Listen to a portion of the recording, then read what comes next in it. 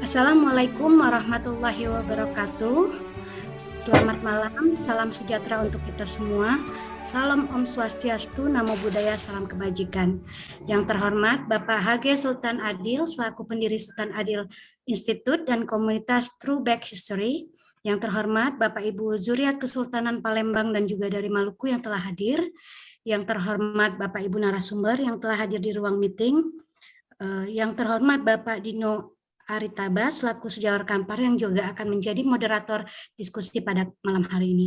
Yang tidak lupa adalah yang terhormat Bapak dan Ibu para peserta webinar yang berbahagia.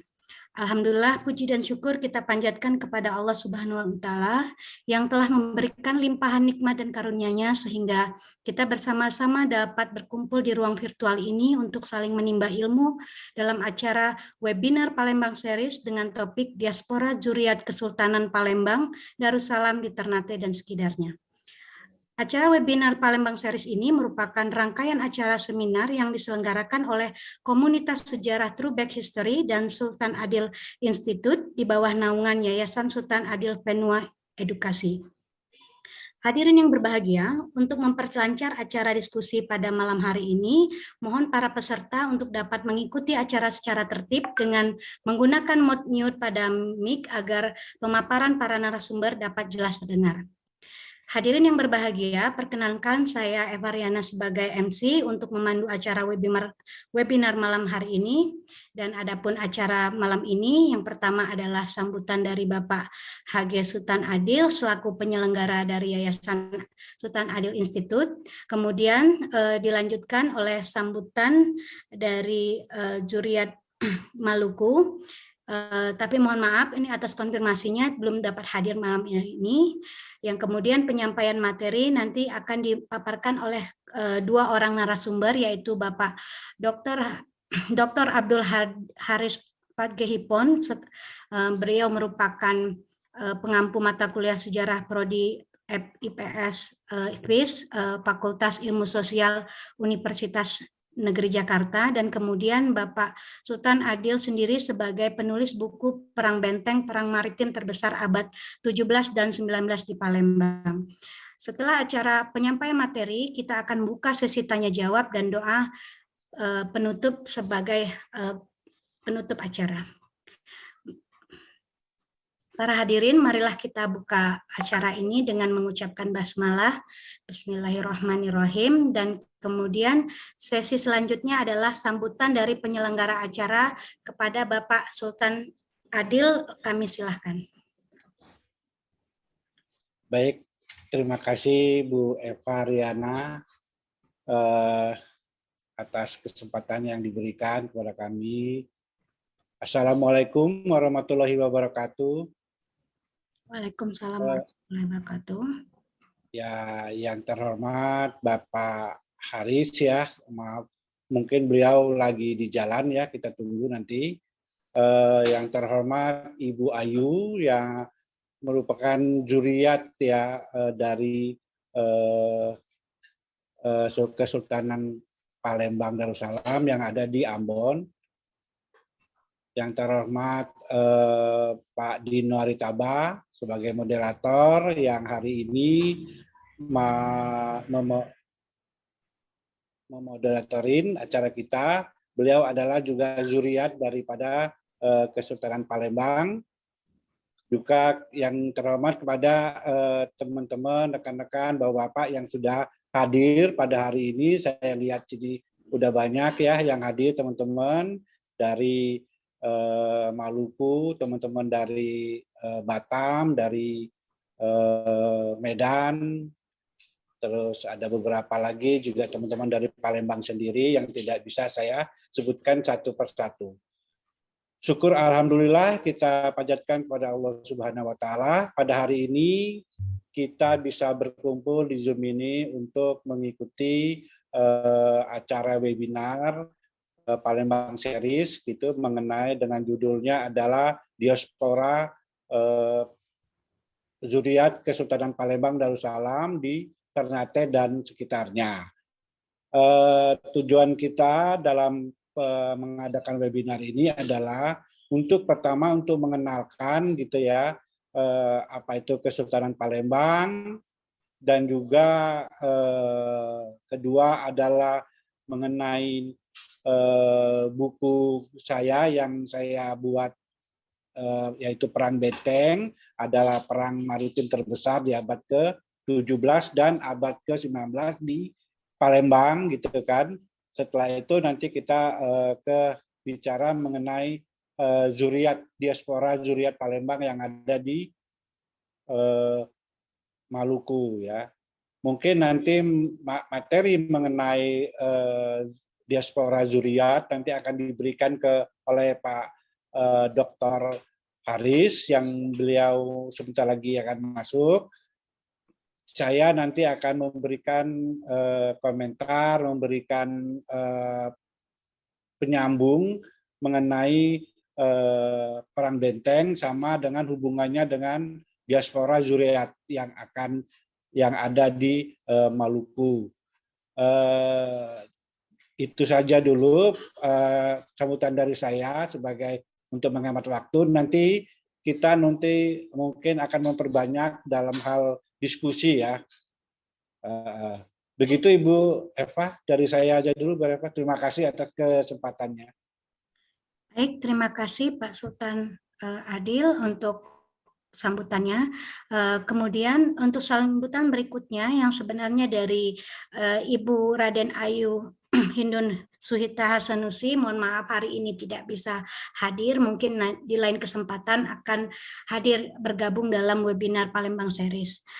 Mungkin untuk tidak mempersingkat waktu kita agar dapat langsung kepada materi inti, yaitu kita akan mulai menyampaikan materi yang pada sehari ini telah hadir Pak Hage Sultan Adil yang akan memaparkan tentang Perang Benteng, dan juga Bapak Abdul Haris Padgehipon yang sudah hadir belum ya Pak? Coba kita lihat. Belum.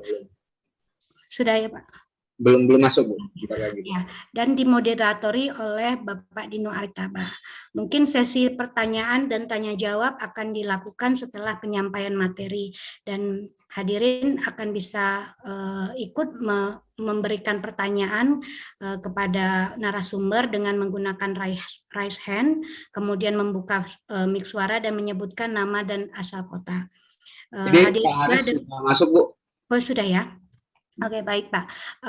Untuk para hadirin, untuk bisa dapat mengikuti seminar kali ini, karena di sesi akhir acara akan ada door prize yang menarik, yaitu satu buku Perang Benteng yang ditulis oleh Bapak Sultan Adil untuk dibagikan kepada satu orang hadirin peserta webinar pada malam hari ini. Baik, untuk mempersingkat waktu, untuk acara berikutnya saya persilakan untuk moderator Bapak Dino Aritaba untuk langsung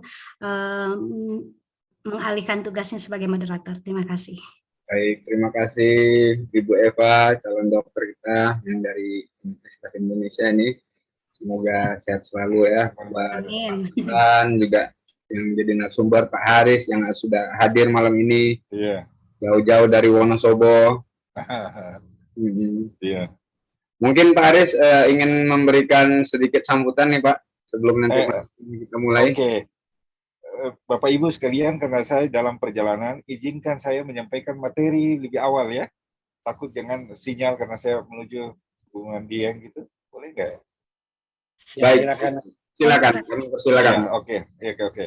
Halo Bapak Ibu yang saya hormati, sekali lagi yang saya hormati ya, zuriat dari Kesultanan Palembang ya, yang saya hormati, yang saya baca di sini, yang kami muliakan Bapak Dino Aritaba ya, kemudian Sultan Adil ya, yang kami muliakan Ibu Eva Riana ya, dan yang saya nggak bisa sebut satu persatu ya.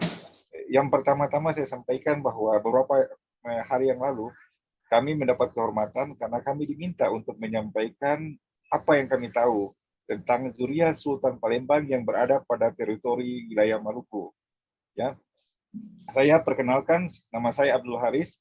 Saya lahir dalam lingkungan ya, bukan kerabat Kesultanan Ternate, bukan, tapi saya dibesarkan dalam lingkungan Kesultanan Ternate.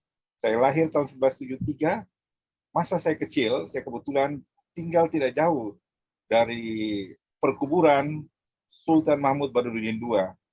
Kami waktu itu mendapatkan oral history, cerita dari turun-temurun tentang bagaimana seorang Sultan Palembang yang dibuang, ditawan, kemudian dikuburkan, kemudian beliau diangkat menjadi pahlawan nasional. Kekurangan dari pembelajaran sejarah nasional Indonesia adalah sejarah yang terkait dengan sejarah lokal itu kurang dikembangkan. Kebanyakan, maaf aja, karena penulis sejarah itu kebanyakan berada di Jawa, maka banyak yang berorientasi pada Jawa sentris. Ya, saya bilang bukan Jawa sentris dalam pengertian negatif ya. Kalau kita lihat pembelajaran kita sejarah dari tingkat sekolah dasar, SMP sampai SMA, itu banyak cerita-cerita kepahlawanan tentang kerajaan-kerajaan besar atau pahlawan-pahlawan nasional ya, yang berkaitan dengan Diponegoro atau yang berkaitan yang berada di Pulau Jawa. Ya, Sultan Baduruddin II ini mulai dikenal orang pada saat kita masuk pada era reformasi. Pada saat itu keterbukaan dalam bidang politik, demokrasi, dan riset-riset sejarah mulai dikembangkan. Sejarah lokal mulai dikembangkan, riset-riset kemudian mulai dikembangkan. Ya, ada satu pertanyaan saya waktu saya masih kecil ya, waktu di Ternate. Di Ternate itu kaum bangsawan disebut dengan panggilan Dano atau keturunan sultan langsung mendapat gelar sah. Ya, sekali lagi panggilan kesultanan, sapaan untuk sebutan oleh kaum bangsawan itu biasa disebut dengan Dano. Kesultanan sultan itu punya garis langsung disebut dengan sah. Misalnya Bapak almarhum Mudafar Shah, anaknya kemudian menggunakan famsah. Ya, tetapi kami lihat ada beberapa keluarga, family group ya, yang menggunakan kata menggunakan gelar Raden. Ini sesuatu yang asing bagi orang Ternate pada saat itu. Tidak jauh dari Kesultanan Ternate, sekitar 4-5 kilo ada Raden Zamil. Saya tadi baru selesai interview ya, Raden Zamil. Ya, wajahnya juga berbeda karena Ternate itu kan multi etnik ya, sebagai daerah perdagangan rempah-rempah, banyak kaum orang keturunan Jawa dan mereka tinggal dalam pemukiman yang disebut Pala Jawa. Kelompok Melayu ya, kampung Melayu ya, Palembang ya. Tapi saya lihat misalnya gelar Raden ya, gelar yang menggunakan kata Raden, itu ciri-ciri fisiknya, secara ciri fisik putih, rambutnya lurus, ya, dan kelihatan ya, kita bisa bedakan bangsawan dan biasa itu kan kita bedakan dari ciri-ciri fisiknya, ya. Cara tata krama juga berbeda gitu ya. Kemudian saya ke Ambon, kemudian saya studi S1-nya di Universitas Patimura, saya ketemu juga ada beberapa menggunakan gelar Raden di situ, ya. Yang saya lihat dari mereka, ya, mereka di tengah-tengah masyarakat memiliki banyak andil atau bisa menjadi tokoh masyarakat ya, punya andil dalam lingkungan sekitarnya, kemudian ditokohkan ya oleh lingkungan sekitarnya. Ya, saya ketemu ada satu keluarga namanya Raden Panji. Raden Panji ini terkenal karena dia pengusaha dan tokoh Muslim yang terlibat dalam kegiatan wirausaha. Ya, dan termasuk ke keluarga besar gitu ya di Ambon. Dan saya ketemu juga ada bergelar R.A. Sanusi ya. R.A. Sanusi ini yang saya lihat dari fisiknya juga berbeda gitu ya. Ya, miriplah dengan orang-orang Sumatera gitu ya. Kulitnya agak cerah, putih gitu ya. Suatu saat saya bertugas di Pulau Buru. Ini kemudian saya ketemu sama orang yang menggunakan gelar Raden juga di Pulau Buru ya. Pulau Buru ini mantan tempat pembuangan Tapol X PKI. Saya bilang di sini nggak ada orang menggunakan gelar Raden, dan gelar ini tidak familiar dengan gelar masyarakat adat di Maluku. Kemudian saya ketemu sama almarhum ya Raden Mahmud ya, dan beliau menceritakan bahwa keturunan beliau itu dibuang ya di beberapa pulau di Maluku, dan beliau ini generasi ke-6. Dan kalau lihat wajahnya itu berbeda juga dengan masyarakat lokal ya. Bahkan beliau pernah diundang ke Kesultanan Ternate waktu pertemuan dengan keluarga Sultan Mahmud Baduruddin II. Ya. Kemudian saya suatu saat saya ke Jakarta, saya ketemu ya ada menggunakan gelar Raden Mokhtar. Dari beliau ini keturunan dari Ambon. Ya. Kemudian saya tanyakan kepada beliau wawancara, ternyata beliau zuriatnya dari Sultan Badruddin II. Ya, kemudian kita melakukan banyak wawancara dengan beliau, ya namanya Raden Mokhtar. Ya, wawancara yang kami dapatkan ini kan panjangnya. Kalau kita lihat snowball reset, berarti sumber yang kita dapatkan kita akan kembangkan terus. Ya, beliau mengatakan gini, ini kelahiran 1942, generasi ke-6.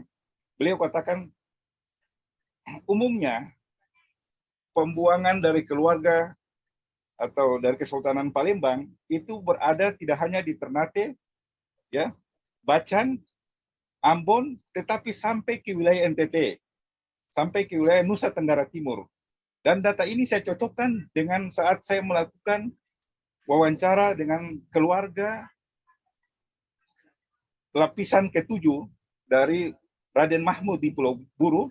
Dia mengatakan bahwa keturunan mereka dari Nusa Tenggara Timur.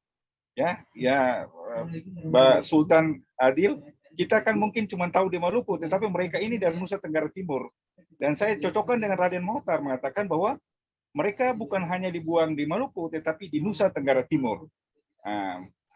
Kemudian dari Raden Mokhtar yang di Pulau Buru mengatakan ada beberapa kerabat mereka yang bermukim di Jakarta. Ada satu paman mereka bermukim di Jakarta dan kemudian anaknya nikah dengan Komandan Seskowal Mabes TNI. Saya cocokkan namanya dengan informasi dari situs Mabes TNI. Sesko Mabes TNI benar. Beberapa tahun lalu pernah menjadi komandan di Sesko Mabes TNI. Saya lagi minta waktu untuk interview. Jadi saya belum bisa berbicara banyak karena saya baru dalam taraf melakukan komunikasi awal dengan para informan kunci. Informan kunci yang saya dapatkan pertama adalah keluarga dari Raden Mahmud di Pulau Buru, yang kedua dari Raden Mokhtar di Ambon, yang ketiga itu dari keluarga Raden Panji ya yang ada di Ambon dan Raden Zamil yang ada di Ternate. Dan ada yang kelima yang saya lagi akan ketemukan adalah kakak kandung dari Raden Mokhtar yang di Pulau Buru yang kemudian menetap di Ambon gitu ya. Jadi dalam penelitian sejarah yang kita harus lakukan, yaitu kita melakukan, mungkin Bu Eva juga suka melakukan ini, dalam sumber keterbatasan sumber primer, arsip itu sangat terbatas, dan kita melakukan adalah review terhadap sumber primer ya, sumber primer dalam hal ini ya para ahli waris termasuk di dalamnya. Tetapi kita harus melakukan juga cross check ya informasi, perbandingan sumber tadi. Yang saya melakukan cross check perbandingan sumber, ternyata dari silsilah Raden Mahmud yang di Pulau Buru itu sama dengan Raden Mokhtar yang ada di keturunan Raden Mokhtar yang ada di Jakarta tapi berasal dari Ambon, yaitu sama-sama berada pada generasi ke-6 dan ke-7. Ya, sama-sama berada pada generasi 6 dan ke-7 mereka. Oke. Berikut bahwa peneliti pernah melakukan observasi lapangan ya. Saya pernah melakukan observasi lapangan di Kota Ternate, Ambon, dan Buru. Data yang saya paparkan itu masih terbatas, harus dikembangkan dalam bentuk wawancara metode snowball sampling ya. Karena saya wawancara ini karena sangat banyak ternyata kerabat ini. Yang kami muliakan Sultan Adil bahwa sumber yang saya dapatkan misalnya Raden Mokhtar dia katakan Pak Haris ada di antara mereka yang menggunakan kata Raden, menggunakan gelar Raden, tetapi ada kemudian mereka tidak menggunakan gelar Raden, tetapi menggunakan marga family name-nya adalah Palembang. Di Ambon paling banyak, ya di Ambon paling banyak. Kalau di Ternate ada yang menggunakan family name-nya Bahtiar, ya. Informasi ini nanti kita cross check kembali, ya. Yang berikut. Saya mohon maaf karena keterbatasan waktu, peneliti ini baru melakukan wawancara pada informan kunci, ya, dan mungkin saya ini sangat tertarik pada Juriat Sultan Mahmud Badruddin II. Saya akan kembangkan wawancara mendalam dengan para informan kunci tersebut. Tetapi yang saya garis bawahi di sini, dari informan kunci yang kami wawancara, semuanya sampai saat ini kebanyakan dari mereka punya andil dalam kegiatan-kegiatan sosial kemasyarakatan maupun kegiatan keagamaan dan kegiatan pemerintahan. Dari keturunan juriatnya itu masih kelihatan karena mereka eksis dalam lingkungan sosial. Itu aja yang dapat kami sampaikan. Wassalamualaikum warahmatullahi wabarakatuh.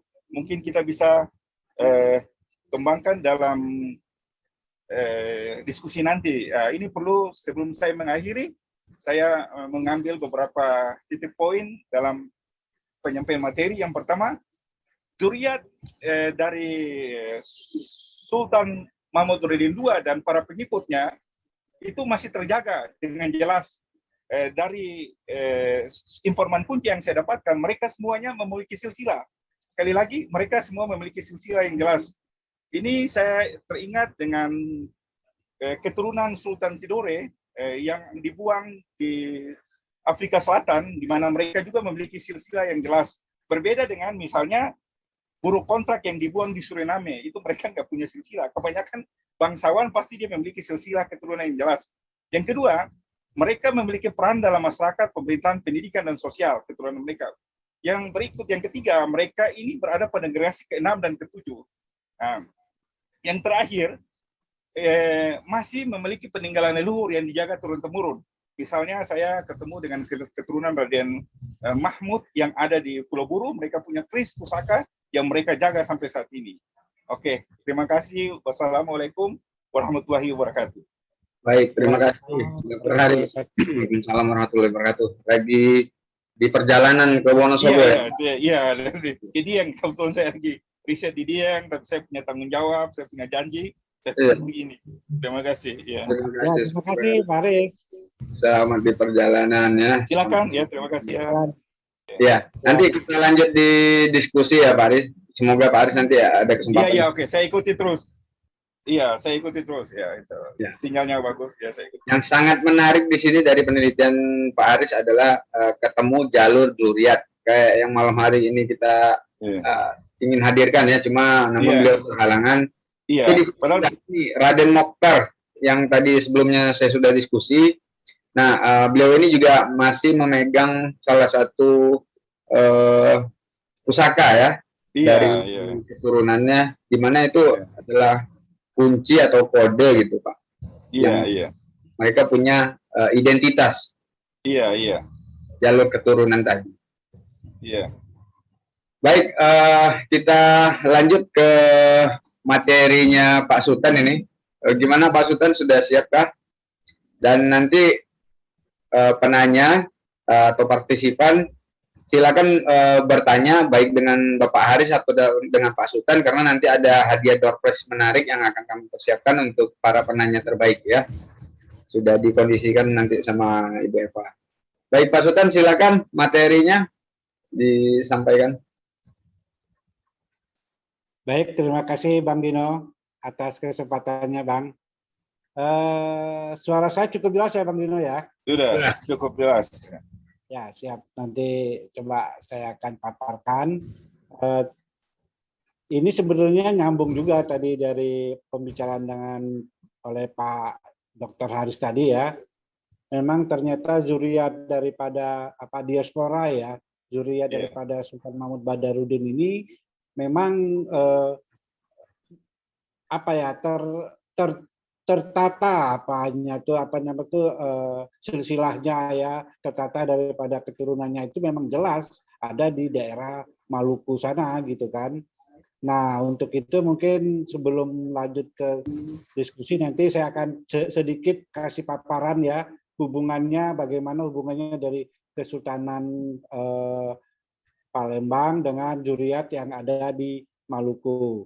Mungkin coba bisa babarkan sedikit nanti Pak, kenapa bisa seperti yang disampaikan Pak Dr. Haris tadi, kenapa beliau itu bisa sampai diasingkan dengan perjalanan jalur perang benteng itu Pak, asal muasalnya itu kemudian diasingkan. Boleh siap. Berarti saya share screen dulu ya. Mungkin awalnya saya nanti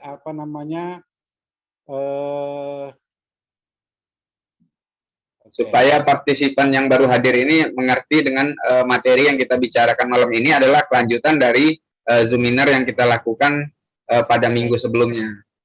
Baik, biar nyambung lah ya. Ya. Oke, baik Pak ya. Baik, untuk pertama-tama mungkin saya akan review dulu ya mengenai buku saya dulu. Karena di buku saya inilah saya menjelaskan tentang Kesultanan Palembang dan berhubungannya dengan perang benteng yang di dalam buku yang saya tulis gitu loh ya. Buku Perang Benteng ini adalah buku kedua saya. Buku sebelumnya adalah mengenai Kedatuan Sriwijaya, bukan Kerajaan Sriwijaya ya. Itu sudah kita cetak itu tahun lalu, akhir-akhir tahun lalu. Sekarang masih menunggu cetakan keduanya ya. Cetakan pertama udah selesai, udah habis. Nanti akan berbarengan dengan buku Perang Benteng ini. Nah, jadi di buku Perang Benteng ini pun itu adalah hasil daripada kerjaan kita bersama dari komunitas Throwback History ya, yang selama ini sudah melakukan penelitian secara perpustaka maupun kita terjun langsung ke lokasi begitu kan. Tapi sebelumnya mungkin saya akan mengucapkan dulu ya, karena hari ini kita tepat Tahun Baru Islam, kita ucapin selamat Tahun Baru Islam dulu dari kepada rekan-rekan semua yang beragama Islam dan yang memperingatinya begitu ya. Buku Perang Benteng ini adalah buku kedua saya yang kita terbitkan sendiri oleh komunitas kita ya, itu jadi komunitas kita itu komunitas Throwback History dan Sultan Adil Institute itu adalah di bawah naungan Yayasan Sultan Adil Vanua Edukasi yang sudah mendapatkan izin untuk menerbitkan buku dan ISBN-nya ya, sekaligus pengurusan ISBN. Begitu. Nah, buku Perang Benteng ini adalah buku yang menceritakan sejarah populer ya. Datanya adalah dari data-data pustaka yang ada di perpustakaan, yang ada di literasi-literasi di internet gitu kan. Jadi penelitian kita masih penelitian pustaka dari buku-buku, kita belum meneliti langsung ke lapangan. Untuk kita lah mungkin setelah kita buku ini sudah selesai dan ke depan kita akan melakukan juga namanya ekspedisi Sriwijaya 2022. Di mana dalam ekspedisi itulah kita akan menelusuri kembali jejak-jejak sejarah.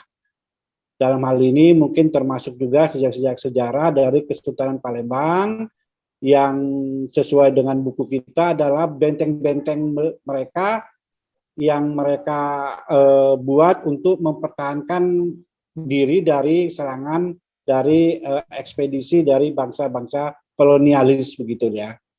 Buku ini juga nanti ditambah dengan sejarah umum tentang Kota Palembang, tentang Kedatuan, Kerajaan Palembang dan Kesultanan Palembang, lengkap dengan sejarah raja-raja dan sultannya begitu kan. Disertai juga mungkin nanti ada keratonnya, komplek pemakamannya. Perang Benteng ini sendiri perlu diketahui adalah perang terbesar di maritim di abad ke-17 dan abad 19 di Kota Palembang yang melibatkan daripada benteng-benteng pertahanan kesultanan ya yang ada di sepanjang Sungai Musi dari Iliran yaitu dari daerah Sungsang gitu loh ya sampai ke daerah Uluan yaitu di daerah Muara Rawas.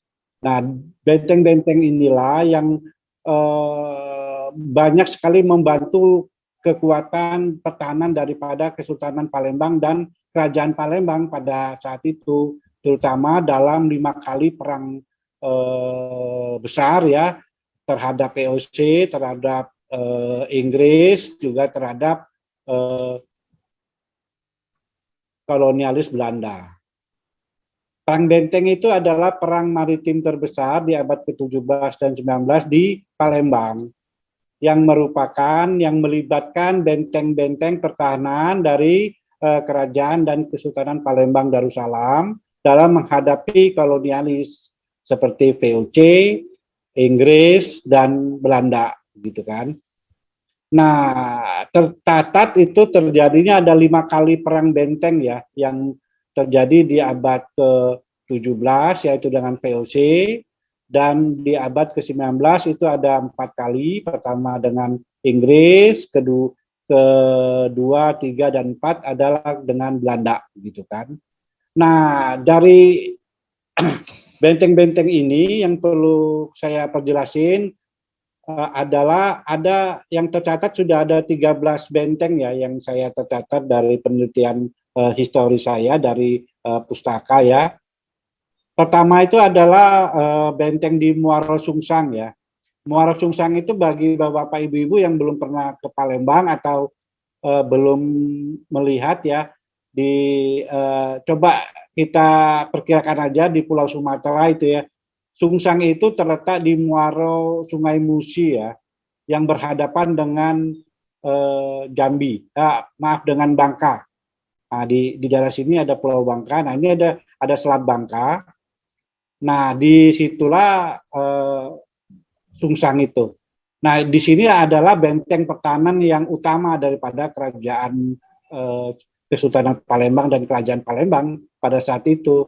Karena dari sinilah mereka memantau masuknya pelayar-pelayar kapal-kapal asing. Nah, dari sini ada kedua adalah benteng yang ada di Selat Borang atau di Pulau Salanama. Di sini ada Selat Borang, Pulau Salanama atau Pulau Ayar ya.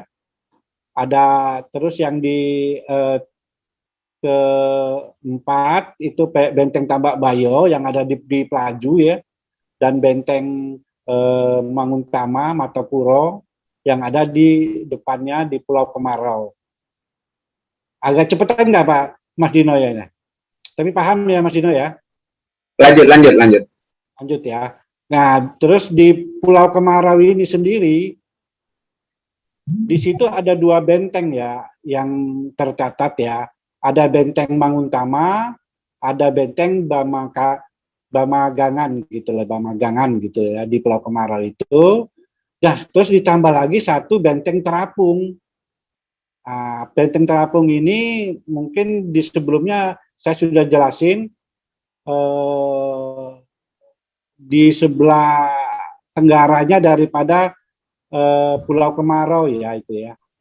Nah, dari benteng-benteng inilah yang sampai nomor 13 sampai maaf, ada di Benteng Kuto Besar itu ada di Kota Palembangnya, Benteng Kuto Lamo ada di Palembangnya juga.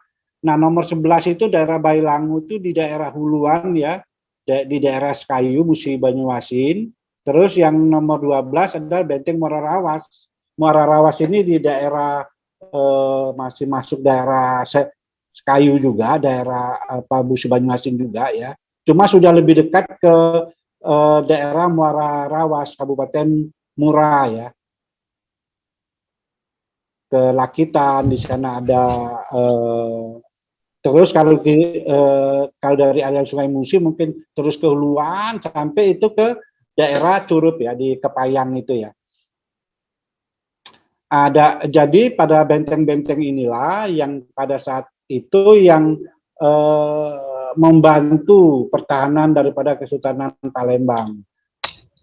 Nah, nyambung dengan materi kita pada hari ini yaitu adalah penyebab terjadinya diaspora Zuriat Kesultanan Palembang yang ada di Ternate. Itu awalnya adalah mungkin sebelumnya sudah kita jelaskan ya, ada 3 kali perang. Nah, pada perang benteng yang terakhir yaitu di tahun 1821 itu Sultan Mahmud Badarudin sebagai penguasa pada saat itu ditawan ya sama Belanda ya. Tapi sebelum penawanan itu Pak Sultan Mahmud Badarudin sudah menyerahkan kekuasaannya kepada keponakannya yaitu Sultan Ahmad Najamuddin Prabu Anom gitu kan.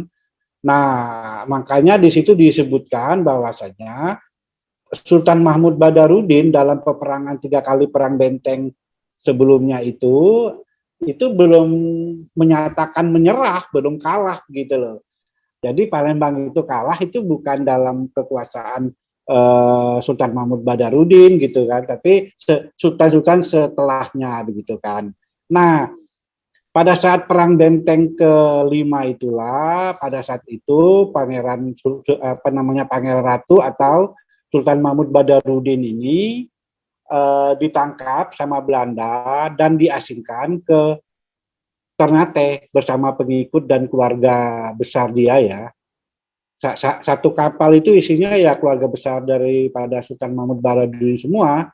Nah, itulah hubungannya kenapa kita sekarang bicara ke diaspora di Ternate itu gitu kan.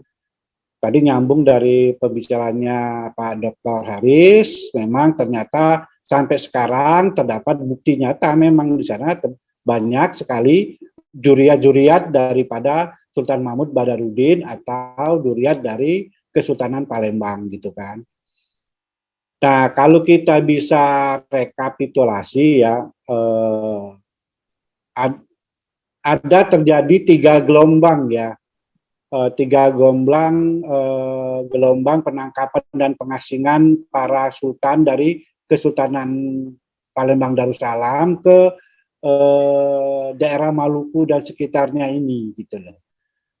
Pertama itu sudah saya catat itu adalah di tahun 1821 pada saat penangkapan Sultan Mahmud Badarudin II gitu loh, atau Raden Hasan Pangeran Ratu gitu dan keluarganya. Nah, yang kedua pada tahun 1825 pada saat penangkapan daripada Sultan sesudah Mahmud Badarudin, yaitu Pak Sultan Ahmad Najamuddin Prabu Anom atau Sultan Ahmad Najamuddin IV ya. Itu kalau istilah 4412 yang di belakang ini itu adalah penamaan baru ya pada saat adanya kesultanan yang 21 ini sih nggak ada gitu loh. Ini adalah simbol atau tanda-tanda yang diberikan oleh sejarawan dari baru sekarang ini ya, termasuk sejarah dari Belanda untuk memudahkan memudahkan mengetahui sultan yang mana, karena hampir beberapa sultan sebelumnya itu namanya hampir sama, mirip gitu kan. Jadi makanya ditambah simbol ada 1, ada 2, ada 3 sampai kalau Ahmad Najamuddin sendiri ada sampai 4 gitu kan. Gitu. Jadi gelombang yang kedua terjadi pada tahun 1825 pada saat Sultan Ahmad Najamuddin Prabu Anom ditangkap dan diasingkan ke Banda Nera dan selanjutnya diasingkan ke Manado gitu kan. Nah, ada yang menarik pada saat terjadinya pengasingan Sultan Najamuddin Prabu Anom ini, sampai sekarang kita dari penelitian, dari data-data yang ada, itu kita belum menemukan ya makamnya Sultan Ahmad Najamuddin IV ini atau Prabu Anom ini, itu makamnya sampai sekarang belum diketemukan. Hanya diperkirakan katanya info-info ada di Manado ya, di Manado Tuo ya. Cuma itu masih belum ada penelitian yang lanjut. Nah, mungkin ke depan nanti inilah tugas kita lah ya, kita yang sejarawan yang mulai meneliti mengenai Kesultanan Palembang bersama dengan Pak Dr. Haris ya Pak ya, nanti kapan-kapan kita meneliti ulang nih Pak ini. Siap. Karena makam beliau ini belum diketemukan Pak sampai sekarang Pak. Nah, terus lanjut ke gelombang ketiga adalah pada saat pemberontakan oleh sultan-sultan selanjutnya ya di tahun 1881. Jadi yang tercatat di saya ini ada 3 gelombang Pak. Bapak Ibu sekalian, 3 gelombang daripada zuriat Kesultanan Palembang yang diasingkan ke daerah Maluku gitu kan. Kalau kita ngelihat diasporanya lokasinya di mana, mungkin mirip tadi yang seperti di Pak Dr. Haris bilang ya. Mereka itu ada di sekitar Ternate dan sekitarnya, ada di Kesultanan Bacan dan sekitarnya, di Banda Naira dan sekitarnya seperti Pulau Buru dan Kajaili ya. Ada juga di Ambon mungkin yang sudah banyak sekarang Terus di Manado, nah ini kalau di Manado atau Pulau Manado Tuo ini mungkin yang berhubungan dengan Najamuddin Prabu Anom tadi gitu kan. Nah ada juga itu ada di Makassar ya, ada di Kupang, ada di Banyuwangi, ada di Mentok dan ada di Bangka. Nah untuk di Banyuwangi, Mentok, di Bangka ini itu adalah pada saat zuriat yang sudah generasi selanjutnya yang mungkin pada saat itu Belanda sudah mulai membolehkan mereka pulang gitu.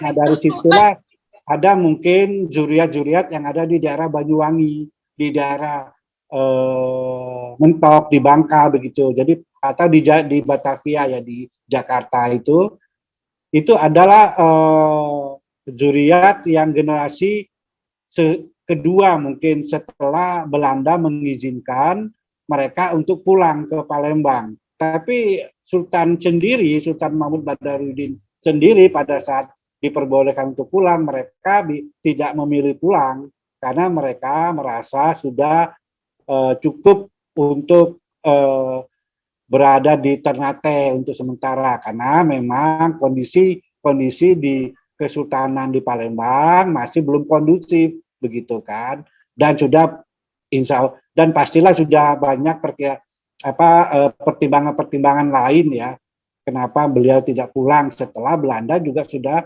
mengizinkan pulang begitu kan.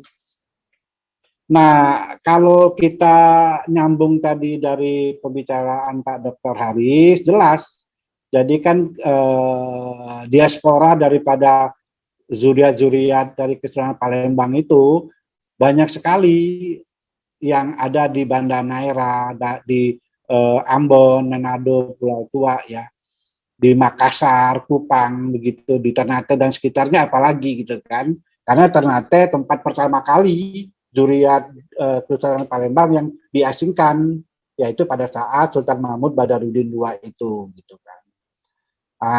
Inilah Pak yang dapat kita kita informasikan sementara ini mengenai diaspora zuriat gitu.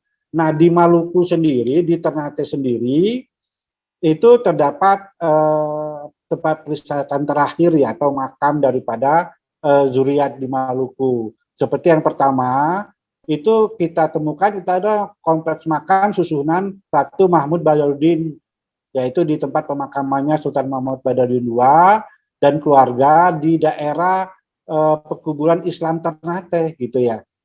Mungkin Pak Dr. Haris sudah pernah datang ya Pak ya.